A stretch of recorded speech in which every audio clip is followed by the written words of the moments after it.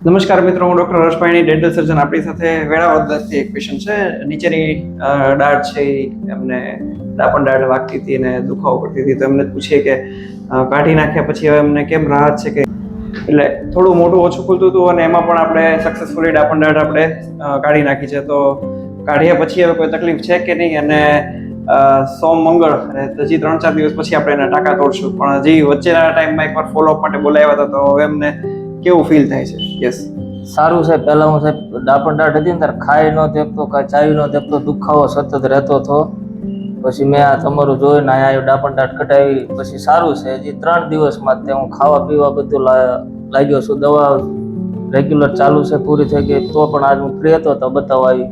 ડાપણ દાઢ મારી પાસે દર્દીઓ જ્યારે આવતા હોય ત્યારે પ્રશ્ન એવા હોય કે ડાપણ દાઢ કઢાવવામાં સાહેબ ચેકો ને એ બધું મૂકે છે, તો ચેકો મૂક્યા પછી કઈ વધારે તકલીફ થાય, ચેકાથી બીક લાગતી હોય, ટાંકા લેવામાં બીક લાગતી હોય, એવું બીક લાગવા જેવું કાંઈ નહીં? કાંઈ સાહેબ, કાંઈ ઓલો અનુભવ જ નહીં, કોઈ દુખાવો નહીં, કાંઈ નહીં. એટલે બધી ડાપણ દાઢ છે એ ચેકો ન મૂકવો પડે, પણ અમુક જે ત્રાસી હોય, ન નીકળી શકે એવી હોય, જેને આસપાસથી થોડું કાપવાની જરૂર હોય, તો એ બધીમાં ચેકો મૂકવો પડે. અને પછી ચેકો મૂક્યા પછી એને આપણે પેઢા બંધ કરવા માટે ટાંકો લઈએ.